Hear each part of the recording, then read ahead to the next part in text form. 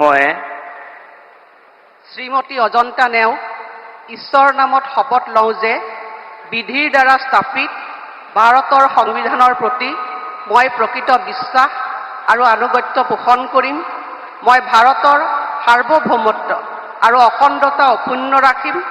মই অসমৰ এগৰাকী মন্ত্ৰী হিচাপে মোৰ কৰ্তব্য বিশ্বস্ততাৰে আৰু শুদ্ধ অন্তঃকৰণেৰে সম্পাদন কৰিম আৰু মই ভয় বা পক্ষপাত, অনুৰাগ বা বিদ্বেষ নোহোৱাকৈ সংবিধান আৰু আইন অনুসাৰে সকলো শ্ৰেণীৰ লোকৰ প্ৰতি ন্যায় আচৰণ কৰিম।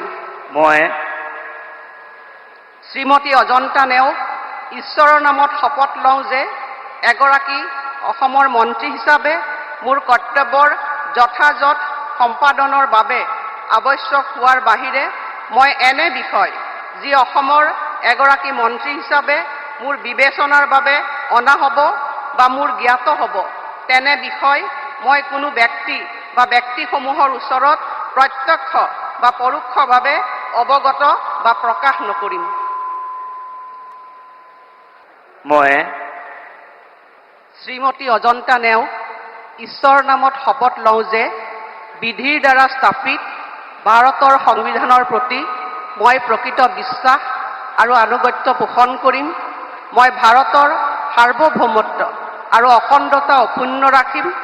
মই অসমৰ এগৰাকী মন্ত্ৰী হিচাপে মোৰ কৰ্তব্য বিশ্বস্ততাৰে আৰু শুদ্ধ অন্তঃকৰণেৰে সম্পাদন কৰিম আৰু মই ভয় বা পক্ষপাত, অনুৰাগ বা বিদ্বেষ নোহোৱাকৈ সংবিধান আৰু আইন অনুসাৰে সকলো শ্ৰেণীৰ লোকৰ প্ৰতি ন্যায় আচৰণ কৰিম।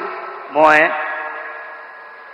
শ্ৰীমতী অজন্তা নেওগ ঈশ্বৰৰ নামত শপত লওঁ যে এগৰাকী অসমৰ মন্ত্ৰী হিচাপে মোৰ কৰ্তব্যৰ যথাযথ সম্পাদনৰ বাবে আৱশ্যক হোৱাৰ বাহিৰে মই এনে বিষয় যি অসমৰ এগৰাকী মন্ত্ৰী হিচাপে মোৰ বিবেচনাৰ বাবে অনা হ'ব বা মোৰ জ্ঞাত হ'ব তেনে বিষয় মই কোনো ব্যক্তি বা ব্যক্তিসমূহৰ ওচৰত প্ৰত্যক্ষ বা পৰোক্ষভাৱে অৱগত বা প্ৰকাশ নকৰিম।